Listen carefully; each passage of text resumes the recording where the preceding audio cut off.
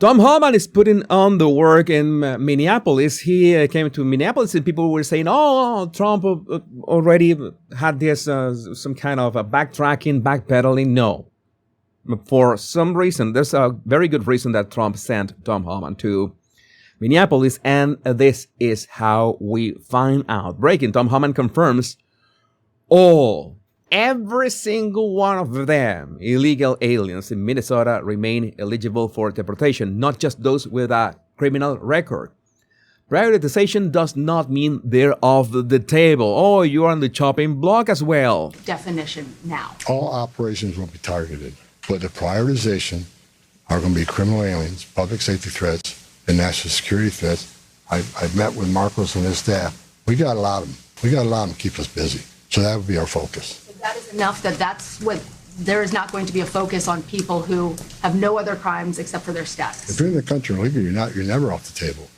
You know, but prioritization doesn't mean you forget about everybody. So let me say this.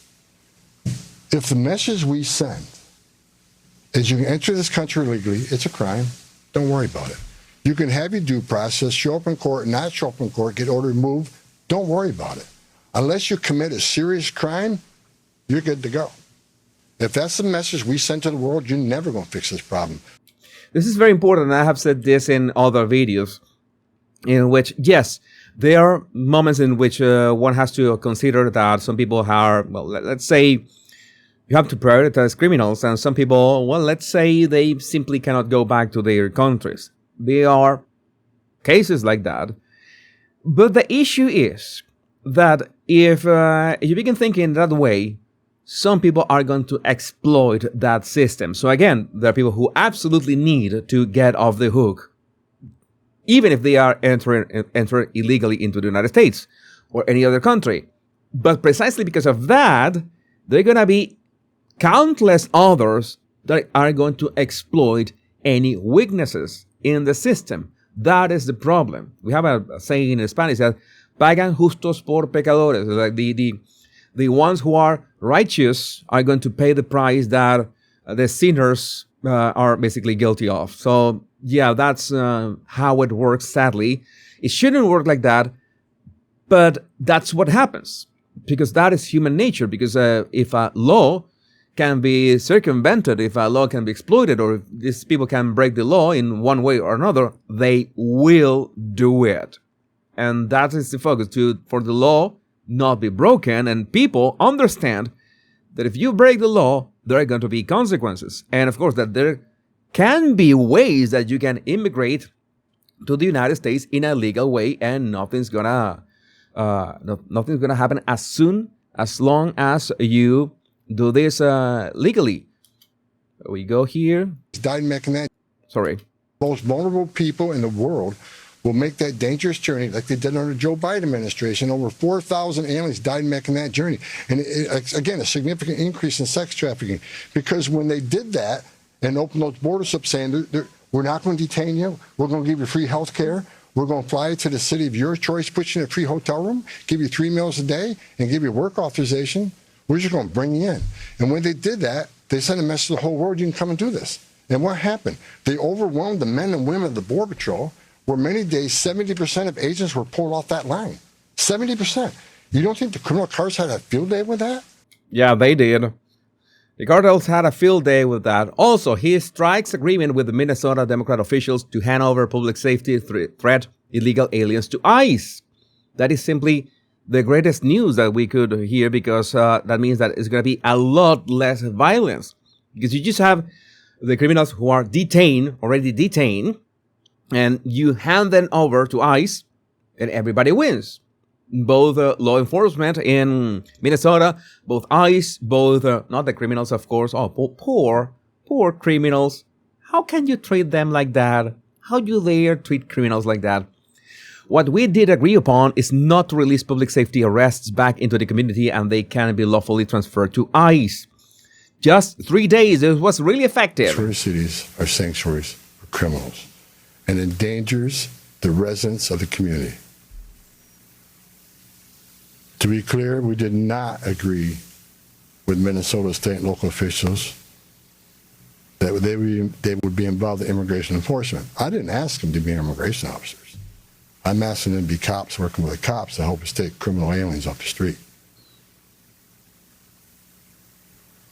What we did agree upon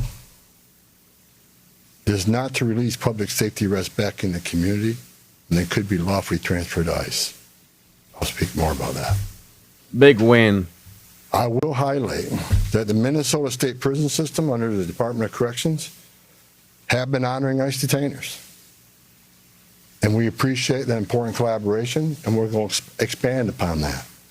I'm going to make a pause because I got a comment on Rumble. I apologize to my body language bodies on Rumble because I usually don't see your comments on my system, but Fluffy Wound 27 has a point.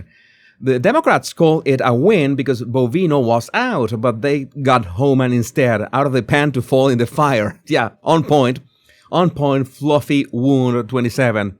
So, and the last thing, I think the most remarkable thing about what Homan said, he announced the organizers of ICE hunting groups in Minnesota are about to face justice. Yes, the organization and funding of the attacks, all those people behind those signal messages or that infrastructure, by the way, was popping up in other states as well. And I hope that the FBI is on top of that. I think that it seems that Kash Patel is on top of that already. The organization and funding of the attacks, I won't show our hand, but they will be held accountable. Justice is coming. All right. Arresting those individuals as well. And to the folks out there in America that voted for this, that want mass deportations because they saw a mass invasion under Joe Biden, what would you say to them? How are we going to get to that point? Well, first of all, about the organization and the funding of the attacks on ICE. I'm not going to answer a lot about that. Okay, that smile. Okay, I know that smile. These people are in trouble. Oh my God, they're going to find out. Because I'm not going to show our hand, but they'll be held accountable. Justice is coming. Again, we got to all remember why the questions from CNN, why are we here? What started this?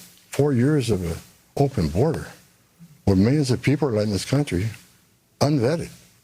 Remember, let's not forget, for 4 years, we were told the border. Yeah, the border was secure when it was not under Biden. And we're going to see this clip, but I can read this for you. I begged for the last 2 months on TV for the rhetoric to stop.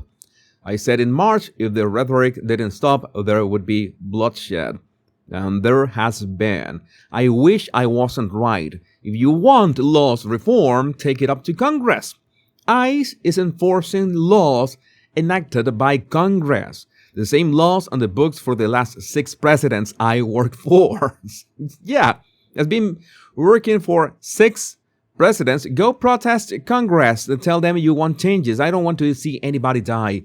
Not officers, not members of the community, and not the targets of our operations. Yeah, nobody wants that. And it seems that some people are getting the message. House Democrats have been privately advised by their leadership not to travel to Minnesota in support of anti-ICE protesters there per Axios.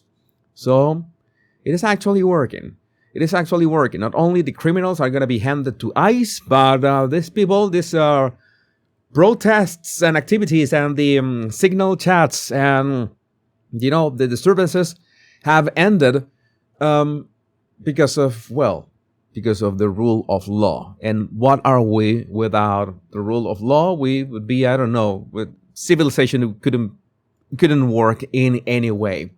But I would love to know, what do you think about this in the comments? My name is Jesus Enrique Rosas. I'm the Power Pundit. Much love.